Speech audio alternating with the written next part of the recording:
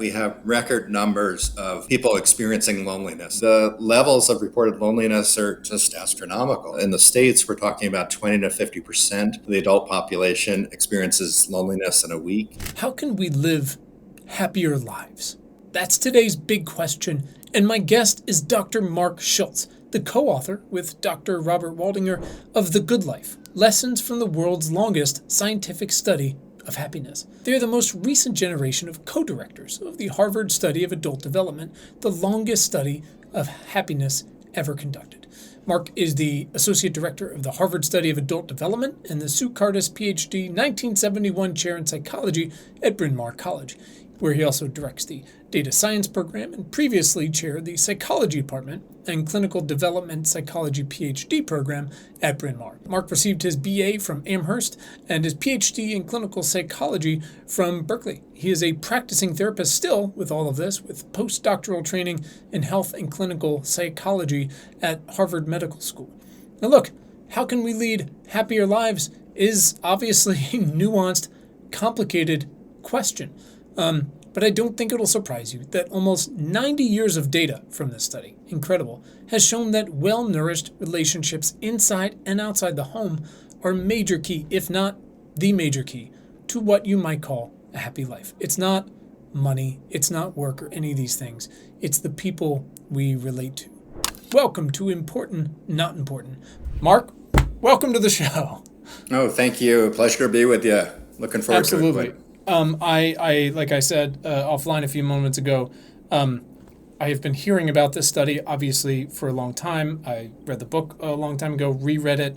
You know, maybe you're like this, or I don't know if you have time. It's always interesting to see how some of the world's most invested researchers, what they have time to read in their off time. But for me, it's been a fascinating experiment over the past, especially 10 years, getting married, having kids, moving around, rereading things that I read previously in my life, or, understanding topics that I might have understood differently in college or elsewhere.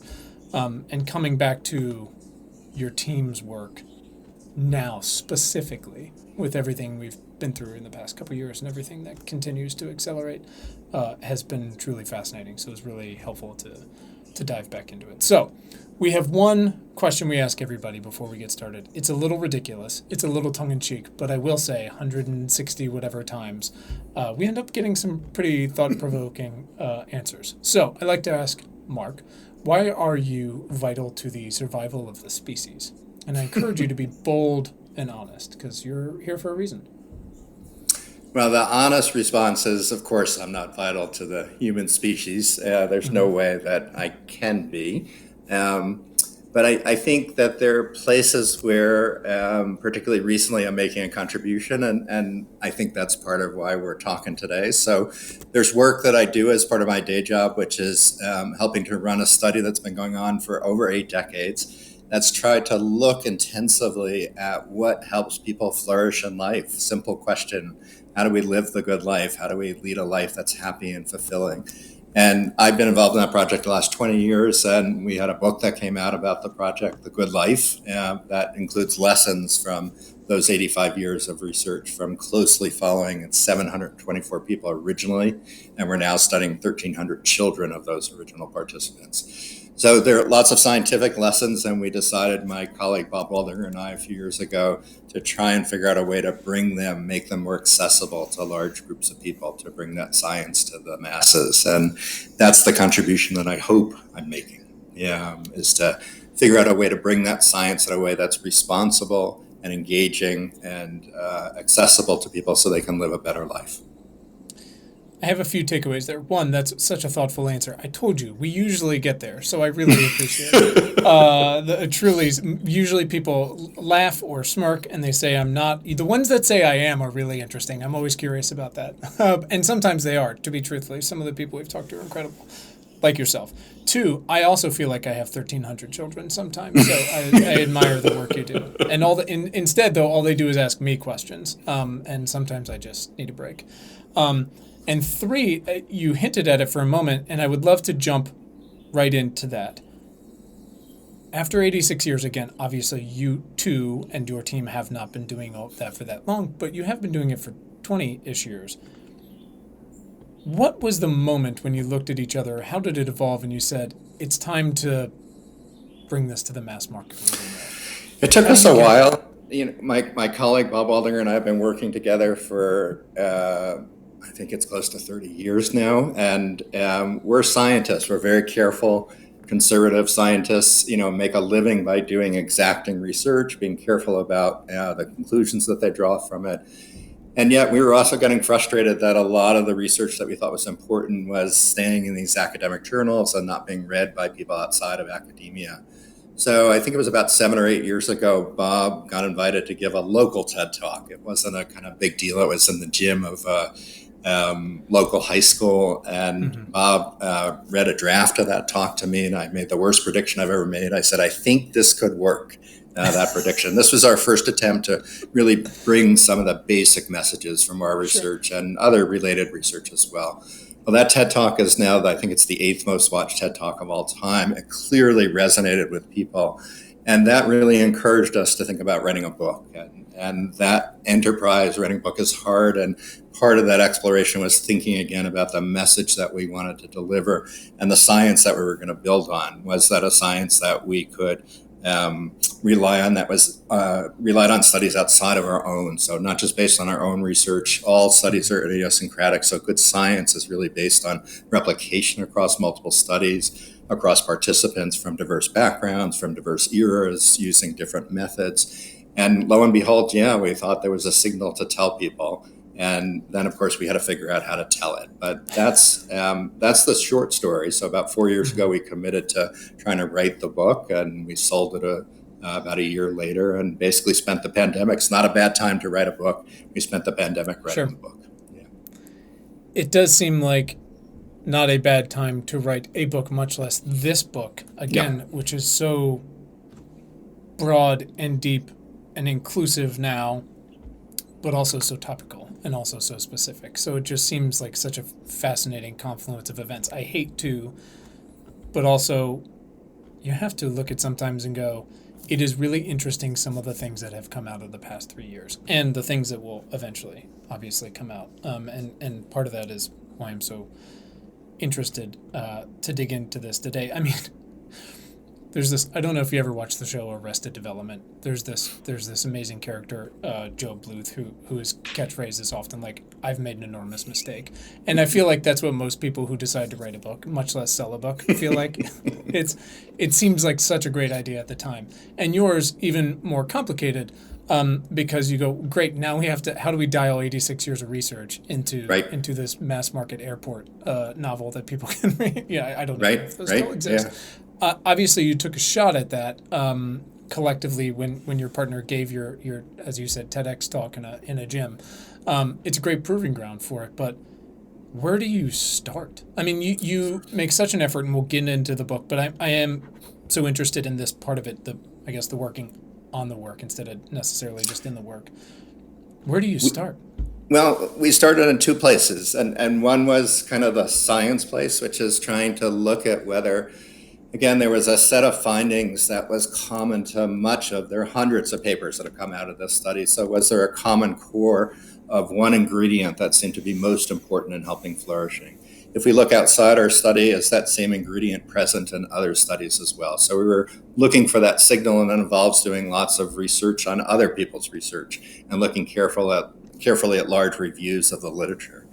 And then the other task is really figuring out how to do it, how to deliver the narrative and how to engage people. And, Bob and I prided ourselves on being good writers, and we often get that review when we submit things into, journals. The editors or the reviewers will say this is well written, and then they'll sock you with the concern that they have about the science. But this was a different kind of writing, and the big advantage that we knew we had is that we had been following these 724 families very carefully for 85 years. So we had these stories that were incredibly compelling, and both Bob and I are clinicians and really enjoy learning about what's going on inside people's heads. So we figured that the task was to be able to communicate the respect and interest that we had in the participants' lives that we've cultivated over all the years that we've worked with the data, and figure out a way to do justice to them by telling their stories and use those stories in the service of telling a story about research. So the life stories themselves are not science. The science can be told by using those life stories. And when we figured that out, the book kind of got written. It was kind of ready. That was the arc that we wanted to take. So that was exciting. I assume it's a little bit like my wife is a incredibly hardworking, deservedly successful Hollywood screenwriter and producer, and there's two very different, very difficult tasks: writing original fiction, or adapting either some sort of intellectual property or a biography or some other sort of nonfiction, which seems great because you're like, well, the story's in front of me. It's the newspaper article in Outside Magazine or whatever it is, until you start doing it. Yeah. And you realize how much more complicated and complex narrative can be and people can be and things like that. So I imagine on one hand it's easy to be like, we got 86 years of data, and like you said, the stories are not the science, but they can help tell the science and all that. But going, what do we include and when do we do not? And I thought it was very admirable in the book how often and heavily you emphasized and caveated, we really can't boil this everyone's lives, especially from this study and all the other stuff we brought into these 10 core commandments. But at the same time, there is a signal here. So was that intuitive to you from the start, having already worked on this? Did you know that was the story you were going to tell? I think this is a place that I give some credit to my colleague, Bob Waldinger, is just really good at pushing us always. He pushes himself, he pushes us when we do this work. What's the point here? What can we say? What can't we say? What's the limit of what's justified by the science? And how can we say it in the simplest way? So, Bob and I have lots of writing experience together. We also have some separate history. He's written the best-selling textbook for psychiatry before we ever worked together. That he has a knack for taking complicated ideas and boiling them down without losing the complexity. So really love what you said about that there's a kind of complexity that we want to present. But we don't want to lose in that complexity a message if it's there, and the message is there. So I want to give a little spoiler. We haven't talked about what the main finding is, but the simple message is that it's relationships that keep us healthier and happier through our lifespan. We found that in our study, and we're finding it in lots of other studies that are doing different kinds of research, different populations, different methods. So it's that signal that we found repeated. And we don't want to lose that signal, even as we kind of complexify what is complicated data. Lives are complicated, they're messy. We each have kind of individualistic flavors and wants and desires. So we need to acknowledge the complexity, but there's also amongst that, there's a theme. So that theme and variation is always exciting. And I think Bob and I do well in trying to figure out both the theme and the variation there. And hopefully that's a book, as you've described. I love the description, that's what we've done in the book. Well, I love it. If Bob could look over my blog posts before I write them, that would be fantastic, because it seems like it's quite the skill. I mean, as anyone who does any sort of creative work, writing of any sort, knowing what not to include is just as important as what to include. I mean, it's the history of sculpture. Right? Well, I think the other obvious advantage is writing with someone, right? So Bob and I have worked together for 30 years. We have a strong relationship, which is important when you're going to write together. And we each have strengths that we bring to the table. So I think having that opportunity to write with someone, to conceive things, to outline chapters together, to edit things, not just once, but tens and tens, dozens of times. It really helps to have a partner in that, and that's even before the editor got a chance to look at stuff. So there was a process that we went through, and we had some experience doing this. And this book was, it's always challenging to write, but it was a book that once we figured out that balance between narrative and science, and even stories about science, we were excited about what was coming out. So I'm going to make a particularly, and apologies, I broke my mic stand the other day. This is a nightmare. I don't have time to deal with it. So I'm going to touch for a moment on something ridiculous, as I usually do, and then into why I thought of it. So I'm a pagan atheist religious studies major from a liberal arts college, right? It was important to me, who I thought I was going to do political science, to study, even taking a bigger step back, right? The history of why people have done what they do and why they do what they do, and what religion means in one part of the world versus another. one of the first things you learn in studying the Old Testament and the New Testament, right, is objectively these things were written far after the events supposedly happened, whether some of these people were real life historical figures or not, or whatever magical powers they might have had. It's interesting and it's important to understand that when you're reading these things and you're learning about them and you're deciding whether to take them literally and how much you should apply them to their lives, right? Because so much of it is about, these stories are about leadership and trust in relationships and things like that. There's an amazing book that's out there called Lamb, and it is the story of Jesus' childhood best friend Biff, and it's a comedy, but it's really thoughtful in the sense that it's actually a supposed real-time telling of the first actual period of Jesus' life from Biff's perspective. Yep. And I thought about that, insanely enough, reading about, in the first part of the book, you guys talk about all the different pieces of study you have. Double-blind stuff, meta-studies, questions you don't ask anymore, but you still look at to understand why did we ask him, and then what did it mean? Blood samples. I think you said you have actual brains, which is kind of insane. But the most important are these retrospective, or not retrospective, but prospective questions, which is essentially you're like Doc Brown, right? You asked questions about the past in the past. And I wonder, why is that so powerful? Because like you said, those stories are not science, but why are they so powerful when you look back to understand and try to find these signals? Why are they so powerful aggregated at the time? Yeah, it's such an interesting question. Even my mind was wandering as you were laying out the question. Sorry, it's completely insane. But No, I love it. I mean, in some ways, we are interpreting history here when we're working with the participants. I feel like it's a mix of being a psychologist, being an anthropologist, and being an historian. So if we ask a question that was worded a particular way, like what gets you up in the morning, we asked in the 1930s, and we asked that same question in the 2020s, it's a different question. It's a different era. That question has different meaning. So we're doing a lot of this sort of interpretation, through the lens of what it must have been like at that particular time. So what it really means is we need to immerse ourselves in these participants' lives. We need to understand the era that they grew up in. There's a story we tell at the very beginning of the book. These are guys that were born in the 1910s and 20s. The study originally was all male and mostly white guys. And I teach at Bryn Mawr College, which is a very diverse college. It's still a women's college. So I have students that say, I'm really interested in this research, but I don't know if I really want to study white guys that were born 100 years ago. Their lives are very different than mine. Sure. And I say, just read one of these, folders of stories. And what they read is a kind of challenge they'll start at the beginning. So the challenge that when they were in their teens, trying to figure out, how to get along with peers, trying to figure out how to navigate their love lives, how to figure out what they want to do in their life. And the same story repeats itself. A student comes back and says, I really want to work with this. They're struggling with exactly the same things that I'm struggling with today.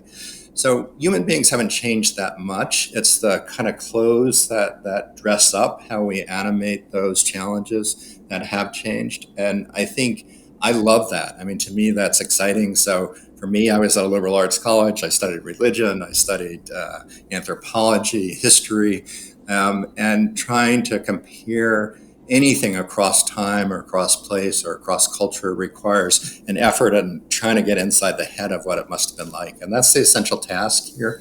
And again, what we tried to do in the book was to communicate people's experiences. So I'll tell you one example, Quinn, of one of the most gratifying parts of writing the book. We disguise key details to protect the anonymity of our participants. That's partly how we keep a study like this going for 85 years. So these are details that we don't think are critical, like someone's name, or maybe we adjust where they came from. But some of the stories are harder to disguise than others, and we worried about the anonymity of the participant. Particularly, these are stories about the original participants, so we worried about the kids, what it might be like to read about their parents in this way. So some of them, we reached out to them and we said, look, we're writing a book. Your father's story, your mother's story is very compelling. And here's what we would like to write about them. You may know some of these details. You may not know all of them. And when we do that, and we did it rarely, but we did it with a few people, one person in particular said, "You nailed it. This is my parents. These are the parents that I know. I don't know all the details that you're describing because I wasn't around for part of their life. But they've been gone for a while, but this is my parents. You've caught it. And you've also captured me as well, because the daughter was a participant in our study as well." So that's our goal there, is to communicate people's experience in a way that is true to who they are, feels authentic. This person in particular said it was weird to see my name as, I'm not going to reveal who she was. Sure, right. But that was me. That person that you described as Susie was me. Sure. And that's great. That felt so good.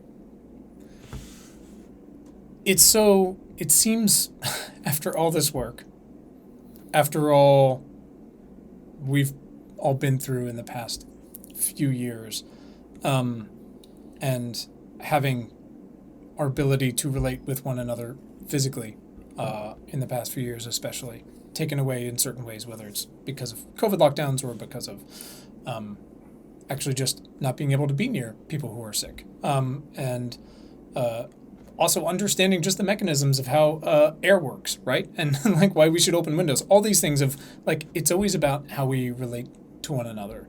And again, like you said, these stories are not science, but I thought I loved how much time you spend in the book describing the many ways, the specific ways, and this is not a self-help book, right? But the way your subjects throughout history, the 30s or the 2020s, have either nourished or purposefully or inadvertently failed to nourish relationships in their life, right? And I was really particular, and again, not to overshare here, but I've got 3 kids under 10, and at one point, that was 3 kids under 3. So my wife and I, we talk about this sort of thing a lot about how do we not take relationships for granted, either with our kids who, as is usual, they're getting old too fast, and our own. How do we give attention, or like you said, pay attention? And I loved your analogy there to actually how we spend money.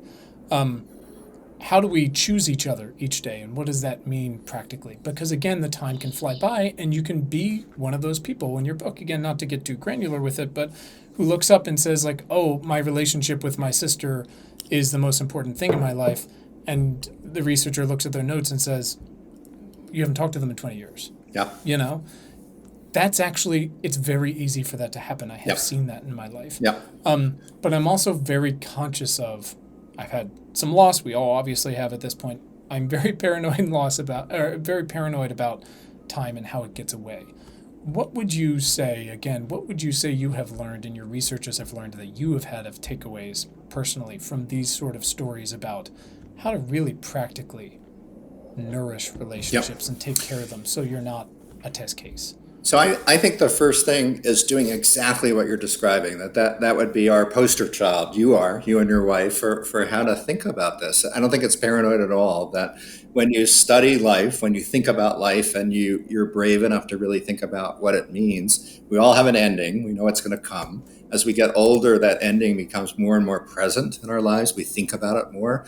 And older people tend to prioritize things that are really critical to them because they know that their path is shortened at that point.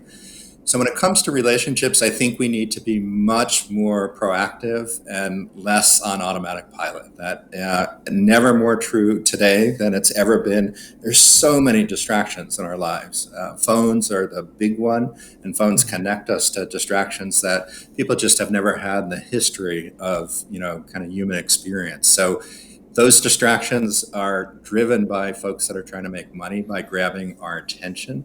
So we really need to be proactive in thinking about how to harness our own attention for the things that are most important to us. So the first step is really thinking about it and not just being on automatic pilot. And certainly having young children is an overwhelming time for most people. So many demands, big new role responsibilities and changes, and trying to figure out what it means to be a parent and how to do it. And it's easy to say all those connections that I had, I'll come back to later on or in 10 years. And what we find when we study people is that decades can pass before they go back to those connections. So we need to lean in them. We need to lean into them. We need to be intentional about it. And then there are all sorts of tricks that we can do, but the first starts with prioritizing those relationships that are critical to us. So reflecting and being proactive, really the first important step. I love that. And again, it's not rocket science. It is, though, finding the time, finding the energy, finding the bandwidth, finding partners or other people, whether it's friends. I mean, I have a group of friends that will all listen to this. We specifically made a text message group. I think it was slightly after November 2016, called the Oasis. And there are very strict parameters on what we're allowed to talk about in this text message group. And it is my siblings and my best friends in the world. And we don't see each other very often, but it is very important. It's a lifeline. But we also take once a year, we look around and go, when was the last time we all saw each other? Like, we actually have to do this thing. And that vehicle didn't really exist 10, 15 years ago to be able to have that sort of thing.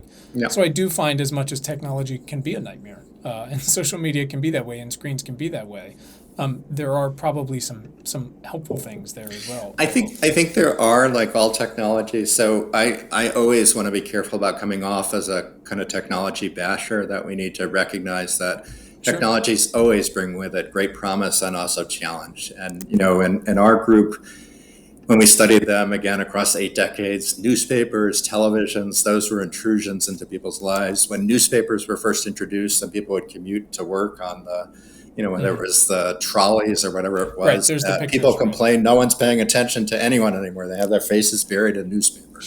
Sure. So these are discussions we've had before. What's different is how ubiquitous these technologies are in our life. We never are far from them, right? Our phones are typically in our pocket or next to us as we sleep. And I think you're right. That kind of text chain that you described is lovely, and it's a use of technologies. It's really wonderful. I might add that we could have done this with regular mail in the old days. We could have had a mail chain and kept people together that way. But there's an ease with these new technologies that's terrific. So we want to take advantage of that.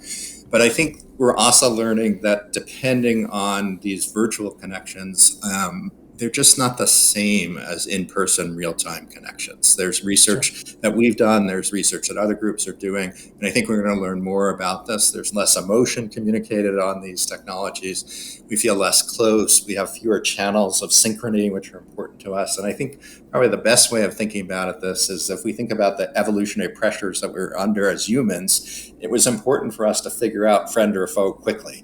And seeing whole bodies is great for that. Seeing truncated parts of bodies on Zoom screens, I think, makes us a little bit anxious. And I think we're going to find that through research. There are hints already of that. And of course, the technologies will change.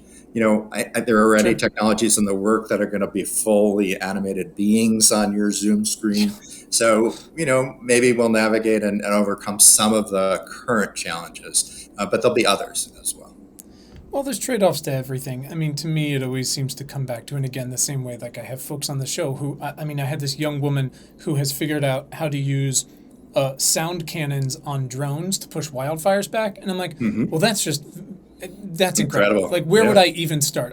We barely got this podcast conversation off the ground. Like, and she's figuring this stuff out. Like, it's amazing. So to me, it's about the self-awareness, about the limitations, the trade-off, and then using it intentionally. Like, if you're going to use a text message thread or your Instagram feed or whatever it might be, with awareness and with intentionality, you understand it can't be a substitute. Like, how do I use it as a vehicle, as a jumping off point for other things? I think that's right, Quinn. The one thing I want to add is, the caution here is that we have record numbers of people experiencing loneliness. So loneliness is just the subjective sense that no one really knows me, no one has my back, no one cares about what happens to me. And the levels of reported loneliness are just astronomical. So in the States, we're talking about 20 to 50% of the adult population experiences loneliness in a week. These figures are similar across most industrialized countries. It's gone up over the last 20, 30 years. Certainly the pandemic had an impact on that, but these were things that were trending in the wrong direction before that. So our Surgeon General just in the last 2 months put out a public advisory about the crisis in social connections. In the UK, they have a Minister of Loneliness that reflects a kind of recognition of how rampant this is. And the reason it's a concern is it's not just unfortunately popular being lonely. It's also a serious health risk. So it's associated with disease outcomes like cancer and diseases of aging, and even early death, so premature aging or dying. on the same level that smoking about 15 cigarettes a day or obesity is. So this is a really serious public health crisis. And even though we can tell each other to be thoughtful and careful, high numbers of the population, high proportions of that population are struggling right now with connections with others.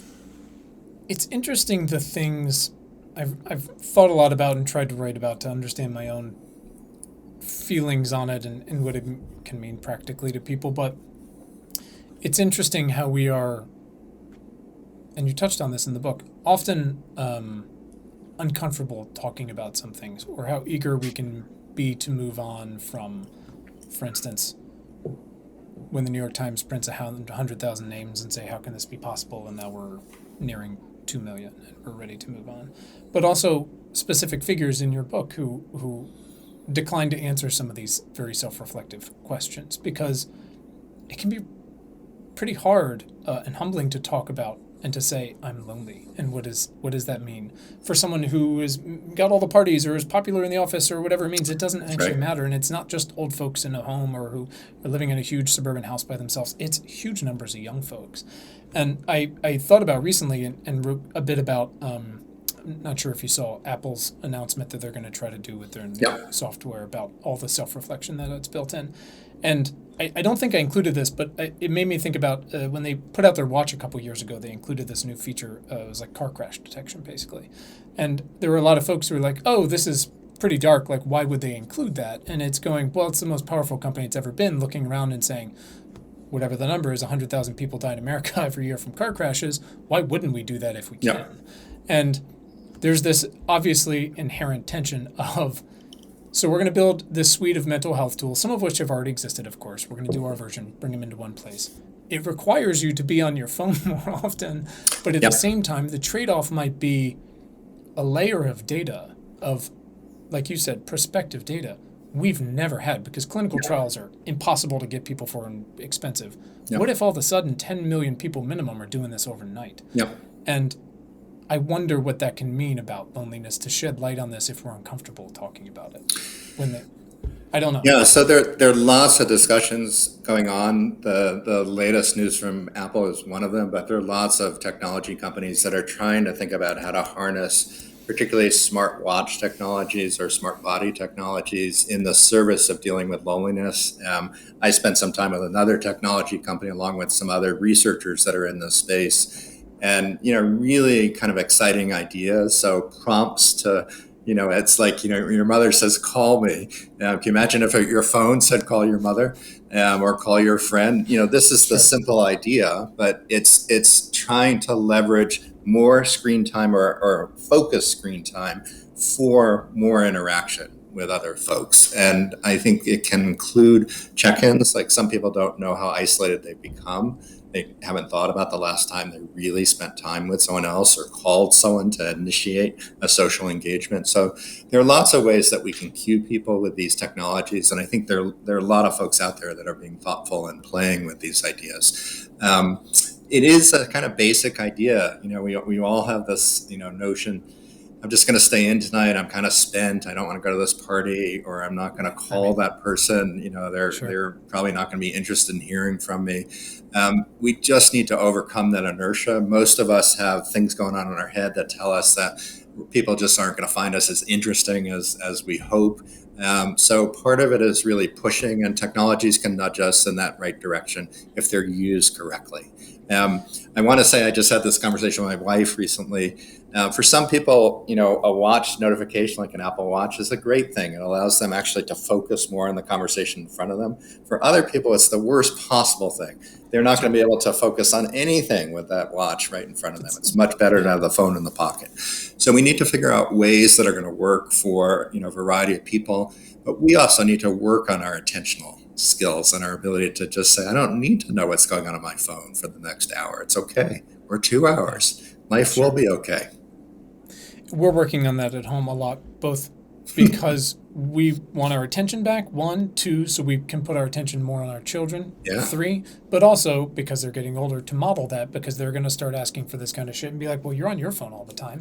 And again, how do we intentionally and practically, personally, among our family, and then holding these companies to task to say, you have to make this something that is proactively more intentional for folks so they don't get overwhelmed with notifications about sales and shit like that while they're missing the ones about, hey, check in, how are you feeling? Yeah. You know, it's a big one. I wonder, again, to sort of reverse it a little bit, because I do think this is important. Over almost 90 years of study, which is incredible, we've seen a lot. So that means you and your predecessors have asked these prospective questions during some fairly intense periods. 90 years is World War II. It's Vietnam. It's a lot of elections. The Depression. It's depression. It's hiding under desks for nukes. It's 9/11. And obviously we've got COVID. If this is all pretty nuanced, but healthy relationships are a fundamental key. I wonder how already COVID is affecting folks in your study. And with some perspective on earlier traumatic eras. I mean, look, COVID has taken, in the U.S. alone, 4 times as many people as died in World War II soldiers, right, and Vietnam, not to mention people hurt. And then you've got this data on the children who, what they said, something like 300,000 children have lost a caregiver in the U.S. alone. What does that say about how folks might eventually find ways to live their lives or adapt? How can we support them? So I think, there are a few take-homes. The first one is that we have this myth or maybe hope that life will be free of real challenge and loss. And I think it's just not true when you look at the arc of people's lives, that we know how all people's life is going to end. And we also know that for every generation, there are major challenges. This generation we happen to follow, think about it, as you described, they grew up in the Depression, they served in World War II. So 1/3 of the sample were students at Harvard University. 91% of them served in World War II. Most of them volunteered to serve in World War II, which is extraordinary for young people today to think about. So they had to kind of raise their game to the challenge that they faced. And it was a daunting challenge. It was the scariest experience of their lives, they told us when we asked them about it afterwards. But they also, in the same breath, and this is an important part of this take home, they said it was also in some weird way the best experience of their life. What was good about it? Well, a sense of purpose and meaning, right? They were saving the world. And I think they had a clarity of vision about that.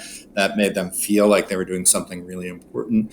But they also said in the same breath, they were doing it with other people, with the support of other people. The experience of depending on other people for their lives and their well-being, literally, that person in the foxhole next to them, bonded them in a way that was extraordinary, and those bonds helped them through this incredibly challenging experience. They talked about it after the war that way. When we asked them 30 years later to reflect back on it, that's what they talked about, the bonds that they had with the other people that they served with. And I think that's the lesson here, is that one of the things that was challenging about COVID is that it pulled us apart physically, and it made it hard to connect with other people. And we learned, that's part of what our research tells us, and it's part of what the book is about, that we deal with challenges by depending on the support of others. All of us do this in different ways. It might be the emotions we're experiencing. It might be the advice we solicit from others. It might be just getting a ride to a doctor's appointment, or having someone drop off a meal if we've been sick for a long time. We're just checking in because we haven't seen anyone for a while because we've been so sick. So we depend on others when we meet challenges, and every generation will have challenges. This COVID pandemic created challenges that were different depending on where you were in the lifespan. So one of the things we're particularly interested in the 1,300 children of the original participants, is thinking about how they navigated during the pandemic, and particularly for younger people, how the influence of the pandemic and the technologies that they're using, that may influence their adaptation during this kind of challenge. So young people are more than older people trying to figure out how to navigate in the social world, how to, deal with their emotions when they have a conflict with someone else. And these were all taken offline or online for, a more intense period of 3 years. It was the only way that they could communicate with peers. So I'm an educator at a university. We're all trying to figure out how to be together again still after the pandemic. But young people are really trying to figure out how to be together in real time what to do when they're with other people. Beginning of class, everyone's got their phone in front of them. Instead of the newspaper, it's their phone. We're all trying to figure out how to connect with others again. So lots of challenges, some kind of key developmental period challenges that younger people face. Those are key periods of socialization. And I think they're catching up on learning how to do some of the skills that we had no choice. We always had that kind of in-person context to develop those skills. That's such an interesting point, right? So one of my children was pre-kindergarten when everything went down, and obviously there's been this, and again we'll see how much what parts of it hold up, but it's a very important period for some social developmental skills, right? That if you are able to actually go to preschool in this country, or pre-K of some version, how important that can be, right? Forget the math stuff. It's how do you talk to other kids? How do you play with them? How do you deal with disputes and handle your emotions? And I can see him, who's incredibly privileged, still dealing with those things. But that period as well, 17, or 15 to 20, is just as important in 1,000 different ways. And that was taken away from them as well. And instead, again, probably some benefit to have these devices, to have some sort of connection and FaceTime and things like that. But on the other hand, that seems to have remained the default because of what happened. And so I imagine you see day to day, like you were just saying, how do they learn those things, much less claw them back if they never experienced them in the first place? Well, I think part of it is recognizing the value of them. So before the pandemic, I do a talk about the study, and I remember one particular talk I did at a medical school down in DC, and it was a big audience, and there was someone sitting at the back who clearly had an important question to ask. And when we got to the question and answer period, he said, love the talk, Dr. Schulz. I just think you overestimate how important it is for younger people, this generation, to have those in-person connections that were different than previous generations. And my answer then was, this was about 5 years ago. I said, let's see, that's an empirical question that I think Sure. It's one that we want to study, and it's one we are studying in the second generation study. But that I have my doubts that you really are different. You may have new tools at your disposal. And those tools, again, might bring you close together, might allow you to keep up friendships from far away. But they also may make us lazy in certain ways that mean that we're not having the kinds of connections that we really need. Young people are also faced with uncertainty that feels bigger than it's been for generations before this. And I think there are reasons why that may be true. And they're leaning into work. They really want to make sure that they provide themselves with a secure path in the future. And for a lot of young people, that means I'm not going to worry about my relationships. I'm not going to worry about finding a partner in life. I'll do that later once I figure out this work stuff. And again, life has an unfortunate way of passing by really quickly, and people often end up decades later feeling like they're quite lonely and missing important elements of their life.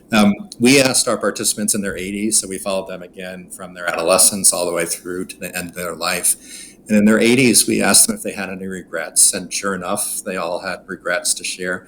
Most of those regrets were about relationships that they hadn't nurtured, or they hadn't paid enough attention to, or they just weren't kind enough. So they were simple declarations. I wish I had spent more time with my kids. I wish I had kept up my friendships. They just, kind of willowed or kind of waned in my life, and they just, I just didn't keep up in a way that I wish I had. So those regrets are real, and I think for young people, their lives need to include a recognition that the social connections they're making, not just in friendships, but at work as well, are really important for them to flourish in life. It's interesting. Again, so much of my job and explaining to my children is that 10 things can be true at once, which is very few things are black and white. I do believe there's a world of there are some bad guys out there, and there are the helpers, as Fred would say. But there's so much nuance, and it's so easy to say.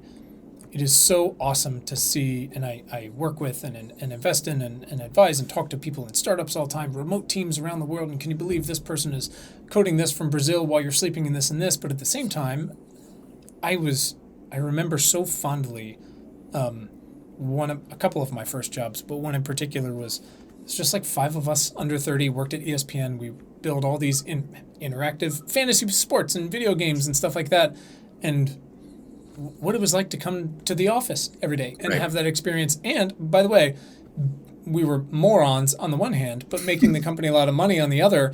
And so we had to figure out how to do those things at the same time. With like in suits, which we definitely didn't want to wear, but too bad. You're an adult now. Congratulations. And that's hard to do. And I think the same way about, that's not for everyone, of course. You might have some a condition or whatever it might be that precludes you from doing that, or whatever it might be. But it's the same thing for college. And I was very lucky to go to an incredible college, and I didn't come out with some enormous amount of debt. And it was an incredible life-changing experience. But obviously, it's not for everyone, nor can everyone afford it. But also, we need a couple million nurses and electricians and all these blue-collar people who don't do these things and who just want to make things with their hands or do these specific things. And again, thinking about these younger generations, like how do we tell them, hey, find something that works with purpose, but also a lot of things are unaffordable, but also don't be on your devices too much. It's a struggle. I don't know. Well, I think you talked about modeling for your kids, a healthy relationship with technologies, and I think being models are really important. So again, I'm a professor at a university. I've been doing this for over 25 years now, and lots of students have come to me and said, I'm trying to figure out what I want to do with my life. This is what I'm interested in, but I can't figure out what to do.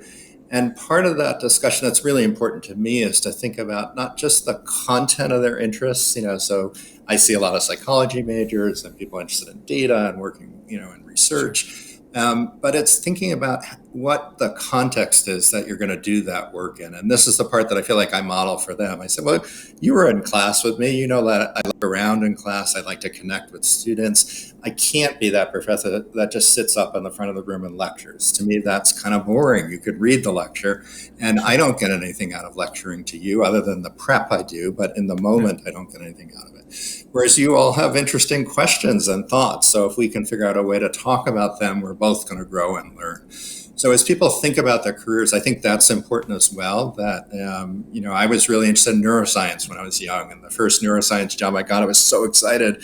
I was working in a lab to figure out the vision of goldfish, and intellectually really exciting, but it turns out goldfish don't talk back to you. And it was really boring. It wasn't very exciting. So I figured out in my research I need to work with people. Right now I'm lucky enough to work with the stories of close to 3,000 people, and I find that really fulfilling. So I think we both want to model for younger people how to pursue things that are meaningful, how to give back in ways that help others. I think that's also important to model if you're lucky enough to be in that position, and the joy that you get from doing that. So I love being a teacher. It's a great experience. I feel very privileged to be able to do that. Certainly challenging, and it's become more challenging in some ways. But the opportunity to do that for me is so exciting. So I want to share that with other people, and I want to show them what gets me excited as I do that teaching. So modeling, sharing, our own journeys, knowing that, when I was 20 years old, through much of my 20s, I didn't know what I was going to do. And that's daunting, but it's also exciting to have the opportunity to explore those kinds of things as well. I wonder, and I loved how you dug into this in the book, because again, early on you were like, hey, these aren't just questions we're asking, and I understand it was this small homogenous group to start. It's grown intentionally, more inclusive by design and over time, but also, hey, here's all these other studies around the world that validate it, but also here's biological data and MRI data and things like that that validate our ability to say, hey, this one thing is not the only thing, but it might be the most important. Right. I wonder in your teaching, and I don't know how much one-on-one work you're doing with clients, but even with students or your family or yourself, do you think about those biological markers and neurological markers that you have also discovered?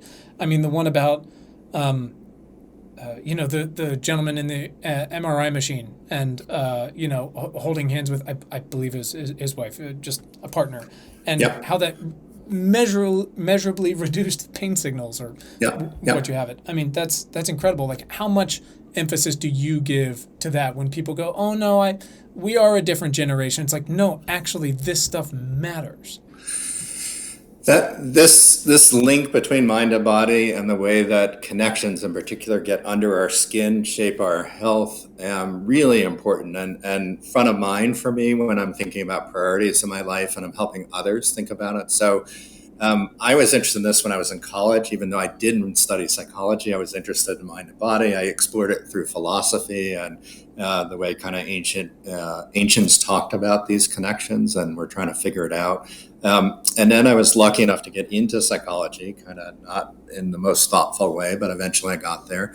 And it allowed me to think about it. But it was the early days of this, even in our research 20, 30 years ago, when we began to find these connections, real doubts about whether they were going to survive other studies, be replicated, whether this was something idiosyncratic. So I think, we're at a really exciting time where there's no doubt that there are connections between, for example, holding the hand of another and how much pain we experience when we go through a difficult procedure, or how quickly a wound heals might be impacted by the quality of your connections with others. We know that from lots of research, and it's just extraordinary. What's especially cool, and now I'll geek out, is that we're beginning to figure out those mechanisms. We're beginning to understand the kind of immunological, hormonal, physiological pathways in which this influence is happening in our body. So I think it's quite real. I think it's important. I certainly teach students about it. And I think about it in my own life when I hear people, experiencing challenges, physical challenges in their life. I'm 60 and thinking about growing older, and I think hard about, the risks of inflammation and high levels of stress take a toll on our body, and relationships are part of the antidote for that. So, yeah, this is something I think is really important. It's pretty incredible, right? Because it's easy to read any relationship book and say, oh, it's not designated sex night with your wife that matters as much as the little touches throughout the day, right? And little things like that. It's easy to put those on autopilot as well, but we do see over and over, when children feel loved, when they can feel and touch a relationship from birth, and you talked about that as well, how important that is. I remember when my kids are born, and still they put the baby right on the birthing mom, and how incredible that is. And it's wild because it keeps holding up over time. How much, again, you have so much data and so many stories, and on the other hand, so many issues in science and questions in science and studies, especially psychology, have dealt with a real replication problem recently, which I think is probably an opportunity, as frustrating as it may have been for those folks, or people who've built their careers on it. How much do you consciously plan for and think about validation and replication in your work, even though it's about as comprehensive as it gets? I think it's really important. So, there's a replication crisis still going on in the sciences generally. It's not just psychology. Yeah. And we want to do really good research, thoughtful research. It begins with an idea that's plausible, not an implausible idea. So it has to be consistent with what we already know. Certainly there's room for creative thinking, and then really rigorous research is important. So the study's been going on for 85 years. There are lots of separate papers and smaller studies that have come out that tend to overlap, and that's important. There's a kind of depth and consistency, and again, that signal that's really critical from this study. But it also means that we try, Bob Waldinger and I, who run the study now for the last 20 years, we try really hard to bring the best science we can to the study. So it's not just asking questions, on a computer or remotely. It's doing interviews. It's bringing people into the lab, watching how they react to a stressor. So best stressors for humans is public speaking. We bring people into the lab. We give them a public speaking task. And for those that are calm during that, we give them a really difficult arithmetic task. And everyone gets stressed out by at least one of those, usually both. And we watch how their bodies react across time. So we're monitoring their blood pressure, their pulse rate. We're asking them how their emotions are. And we're also watching them as well. So we try and triangulate across a bunch of measures. And we're looking for consistency in the signal within each study. And then once we have a finding, how consistent is this with other studies out there? good science builds on replication. That's the real lesson of the crisis here in replication, is that replication is critical. We can't, decide based on one study that diet X is good and then tomorrow tell people diet X isn't so good. You're looking for a preponderance of evidence across time. So this book was written because when we looked at the importance of relationships for our emotional well-being and our physical well-being, we looked to hundreds of other studies and lots of big reviews that showed, for example, the connection between loneliness and physical disease outcomes across hundreds of studies across many, many countries. So we're talking about an area of science in which I think there has been a lot of replication and a lot of different methods, as you're suggesting too, because we can use animal research, we can look at, adoption studies in countries that have unusual orphanage experiences. There's a kind of accumulation of research in this area that's quite extraordinary, and that's why we wrote the book now. Right, to go back to the initial question. I love that. And like you said, it's not just psychology under fire here. I mean, and it's there's a million variations in a million different ways. I mean, we look at what we've, what has been revealed with the Alzheimer's work in the past year and a half about, just turns out the original images we based hundreds of billions of dollars on were doctored, which is an absolute nightmare, but also explains why we haven't been able to get there. As difficult as the brain is, obviously, you pull one string and it turns out there's 50 more, but it explains a lot. At the same time, like you said, your data keeps compiling, keeps becoming more inclusive, reinforcing itself. How much are you guys trying to, as the study goes, think about still trying to prove yourself wrong, trying to find new signals, things like that? Because obviously you want to be open-minded on that front instead of continually going, see, I told you. So I think we certainly keep an open mind, and we're always reflective and critical about what we're doing. So we want to make sure we're asking the right questions, right? Science begins, and I don't want to get too far upstream, but science begins with asking a set of questions. And if you don't ask a question, you can never get the answer to that question. So part of what we do is we collaborate with other people. We bring people in to talk about the areas that we're doing research and the methods that we're using. So we try hard not to be provincial in the kind of work that we're doing. I think the key at this point is we know that relationships matter. We're trying to refine our knowledge of how they matter, under what conditions, are there differences across different kinds of people, introverts or extroverts, or across different cultures? Does gender matter in certain ways? Those are the kinds of more fine-grained questions that I think are important to answer that we still need evidence for. And of course, humans are moving targets, so we continue to change. So gender differences in the realm of relationships have shrunk over the last 3 decades. I think they'll continue to shrink, but the very meaning of what we think about as gender is also changing. So we just need to be thoughtful about the science, and I think not to be too provincial, meaning get happy with our own ideas and our own knowledge and keep asking the same question without thinking about other questions that might be important. So we decided actually not to go in this direction, but really interesting microbiome research that's being done about certainly health. We had an opportunity to think about that. It's tricky in some ways still to do microbiome research in terms of the load on participants and the expertise that's required. But we're always looking for collaborators that bring expertise to the table. So we're working with people that are interested in epigenetics, how genes get switched on and off depending on the relationships that you're in, the quality of your connections, or the kinds of adversities that you may have experienced during your lifetime. So that's the science from our standpoint, how we continue to try and evolve. We're not always going to get it right. Like the study asked some silly questions. In hindsight, we've asked some questions or we've asked them in the wrong way. But the nice part about science when you're in it for the long term, and this is 4 decades for me, is that you get to come back and to ask that question in a different way or to follow up. So you're not going to lead this study forever. Hopefully it continues on because, like you said, once we've settled on relationships or there are just an almost infinite number of hows and whys and whats and ways we interact with each other to explore and what's true and what's not true anymore. And like you said, humans are very much a moving target in 1,000 different ways. I can't keep up online. Every time I get online, I'm like, I don't know who that person is. It's impossible. All my children do is make fun of me.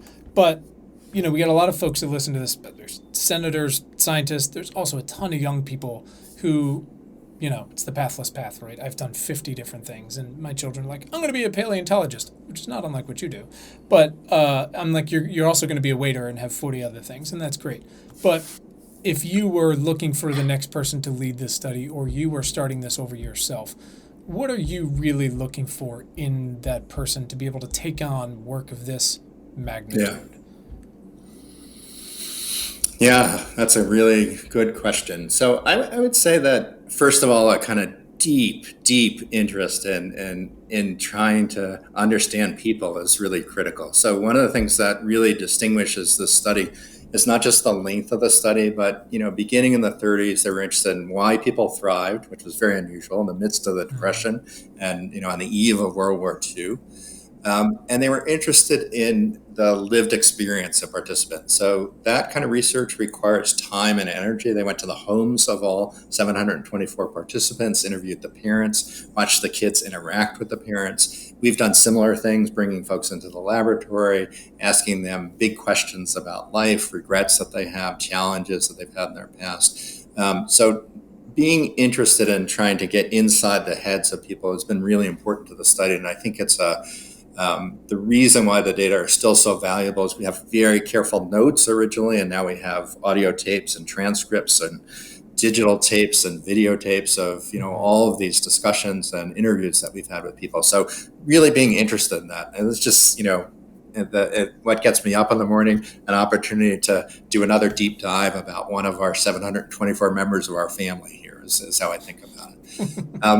I think a breadth of knowledge and interest in broad things is really critical. So both Bob and I are interested in lots of questions, know when we don't know the answer to something or don't have the expertise. So we bring in that expertise. And I think those are the kinds of skills that are really important. Being interested in lots of things, being willing to hear another perspective or another approach, and being willing to bring in that expertise so that you can enlarge your skill set as well.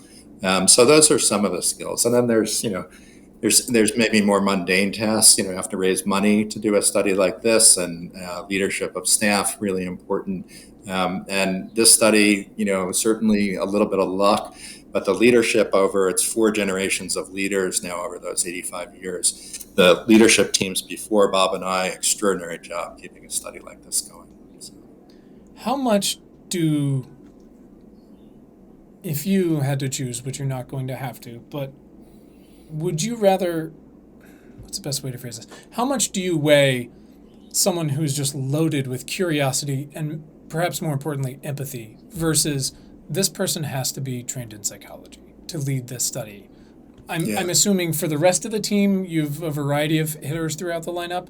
But how much does it matter to be trained, at least trained, if not, certified in some way with psychology? Yeah. So absolutely, we bring in expertise from a range of disciplines. Important to acknowledge Bob is a psychiatrist. It doesn't have to be psychology, but that background in knowing and learning about other people's experiences. I think, we could have a discussion about someone who's well trained in, for example, anthropology and field experience, and interviewing people might be interesting to lead the study as well.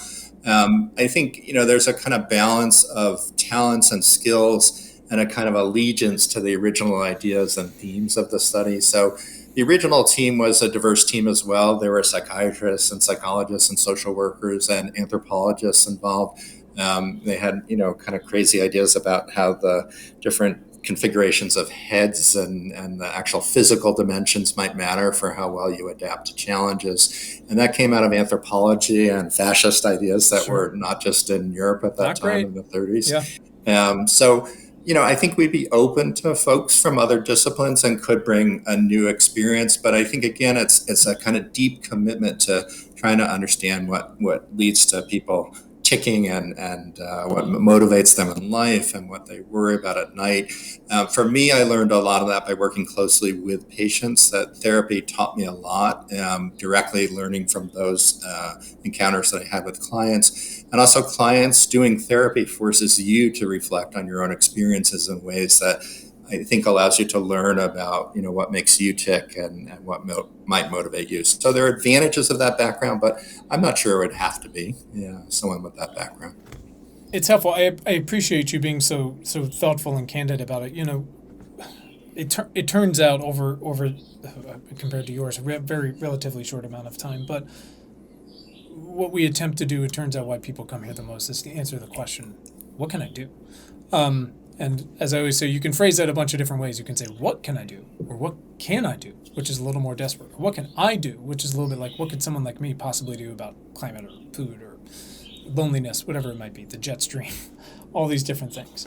And we just try to help folks answer that. And luckily, in this confluence of events, sort of late-ish COVID as it is, and early to mid loneliness and climate and all these different things, there's a lot of things you can do. The question is what are you into and what are you good at? And I will point you towards 70,000 very reputable places where you can work with incredible people who are already doing the work, who are interested or need a co-founder or funding or whatever it might be. And that's always interesting to me, to have someone really answer that question when something has been not just the same over time, but, on the surface requires a specific set of skills, as they might say. Because even more specifically, I hear all the time someone go, well, I've only worked at accounting at Facebook. I'm like, well, is it social media you're good at, or is it accounting? Because if it's accounting, I can put you at a climate company today. That doesn't matter. So I'm trying to look at these lateral moves or graduation moves in a slightly more open-minded, positive, progressive way. I think that's great. And I think they're also, I'm big on helping particularly for young people, trying to think about all the things that you're learning, regardless of the setting that you're in. So when I work with the goldfish, I didn't learn so much about conversational skills. I couldn't learn that there. But I did learn about, there were aspects of the visual system that were really interesting to learn. And that knowledge, while it's never directly impacted the research that I do, there's a kind of model there for understanding how the brain affects other systems that's been really useful. So I think, being able to take the most out of an experience, no matter what it is. One of my kids was really good at math in school, and he was getting bored in his math class and, beginning to moan about it. And I said to him, Sam, there's so many things that you can figure out to make this more interesting for yourself. It's not always up to the teacher to figure out the ways to make this interesting and challenging. And he's done that, and he's done that in creative ways, which have been great for him. So we all need to think about, whatever our experiences, whether they're work or other, there are lots of things that we can learn if we step back and think hard about what's the thing that I want to get out of this that can be useful. And the same applies to social connections. I want to go back to, what we were talking about before, that there are many people who are lonely among a crowd. They work in a client-facing industry, but they don't feel like the connections that they're making are real, authentic connections. They need to sell someone, or they need to, make connections to network. Well, part of growing more mature, part of learning is figuring out ways to do that and make an authentic connection, right? To be able to do whatever the task is that's part of the enterprise that you're working on, but also to do this in a way that you are interested and connected and mostly engaged with that person that sits opposite you. Those of us that can do that are going to flourish. Those are real, opportunities for connection. We all need to figure out how to do that. I can't imagine teaching for over 30 years if I didn't value those connections I have with students, if I thought the students were horrible people and they were only out to get grades or, weren't really interested in things. Boy, what a horrible job it would be. I have to figure out a way, like everyone, to engage with the people I work with in ways that are going to be mutually beneficial. Well, and that's what's going to get us there. I'm such a huge proponent in a lot of the conversations and offline work we do with these. There's an economist, Mariana Mazzucato, who talks about having clear, measurable outcomes and reversing all of your teams and processes from there.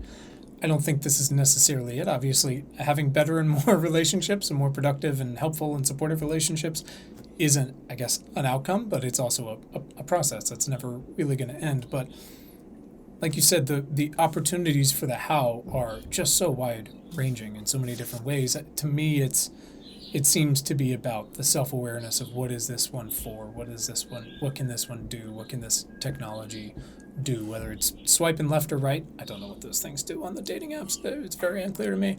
But it's not about that. It's like, what are you trying to find there? And how are you trying to use that? And instead of just it being the thing, I guess. I mean, I'll watch Instagram recipe videos all day, but clearly I should try to cook with people at some point. So, Mark, I got a few last questions I want to ask you before we get out of here. We ask everybody, and then we're all done. You've given us so much time. I really appreciate it.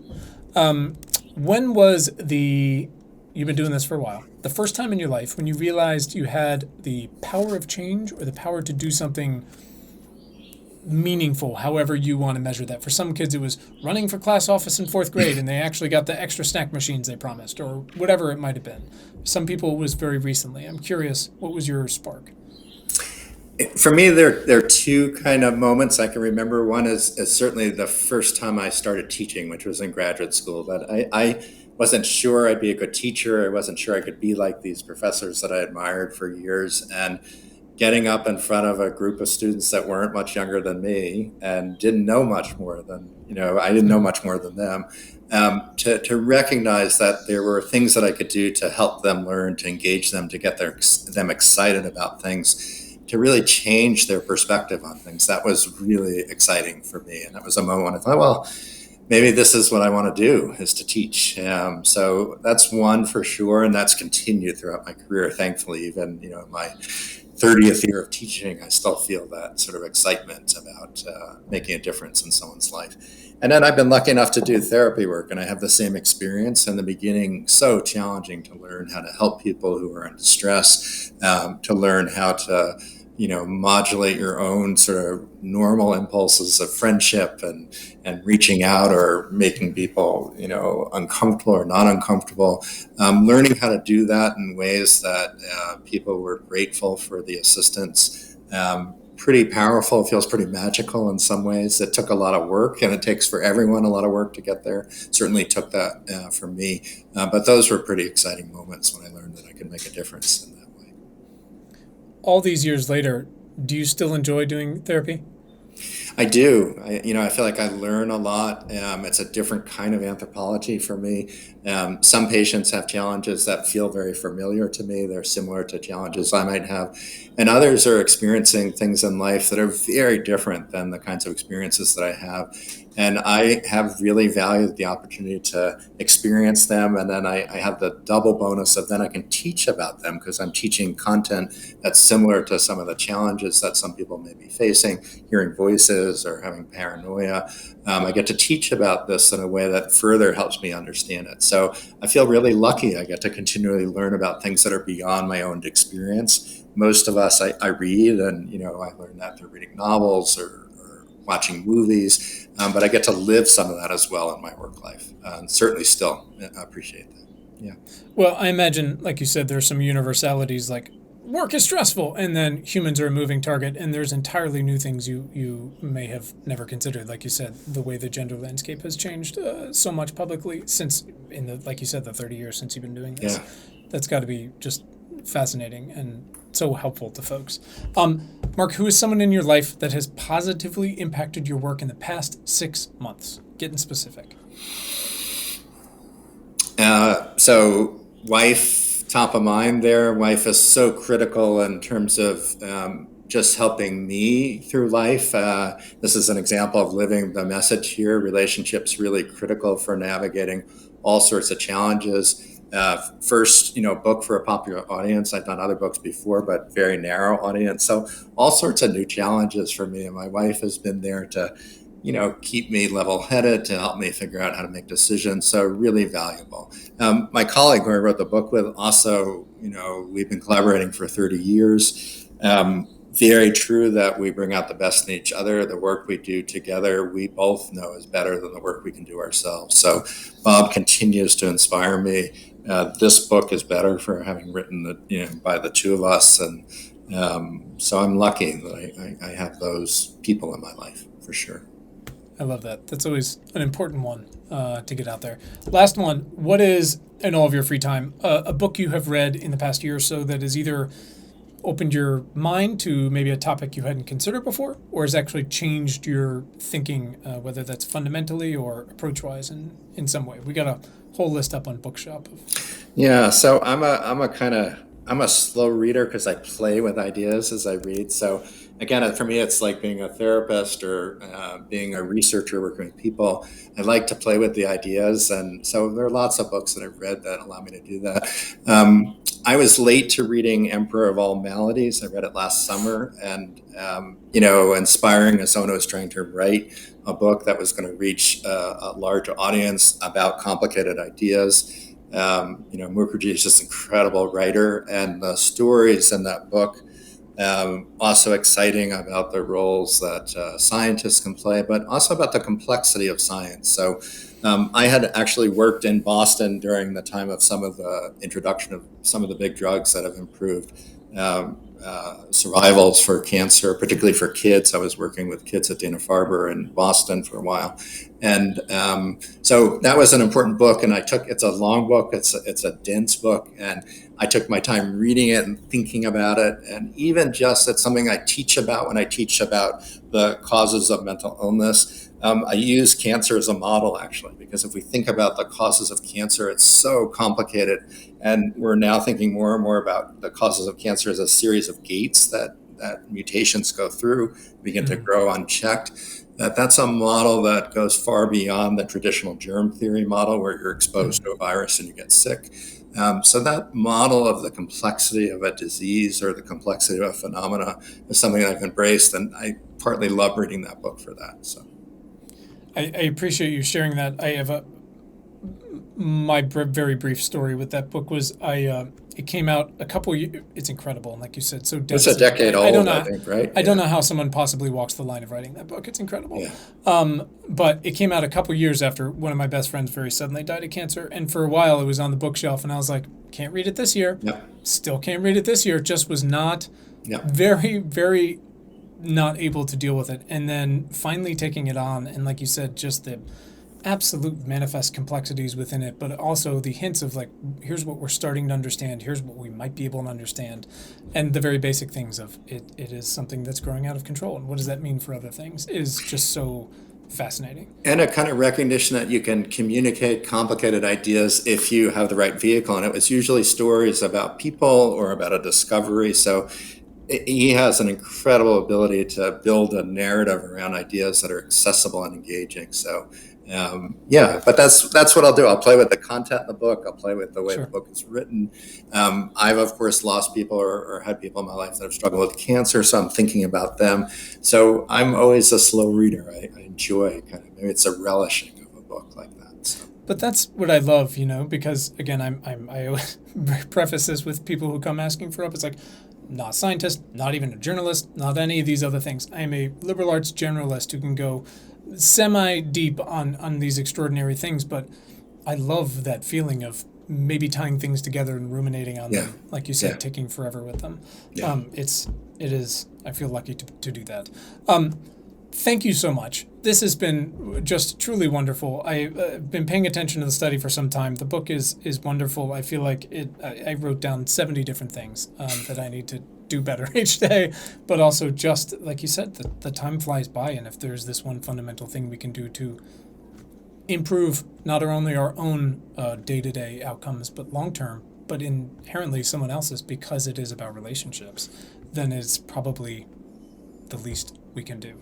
So I really, really appreciate it. Thank you so much. Thank you for the kind thoughts about the book, and real pleasure talking to you. It was fun covering the material we did, and just honored to be here. Thank you, Quinn. Oh, that's very kind of you.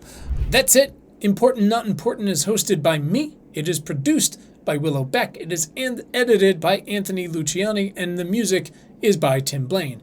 You can read our critically acclaimed newsletter and get notified about new podcast convos at importantnotimportant.com/subscribe. We've got t-shirts and hoodies and coffee stuff at our store. I'm on Twitter at Quinn Emmett. I'm also there at, what is the new one? Blue Sky? Whatever it is. I'm also on LinkedIn. Search me or Important Not Important, wherever you are. You can send us feedback or questions or guest suggestions, whatever you want, on Twitter or to questions@importantnotimportant.com. That's it. Thanks for giving a shit, and have a great day.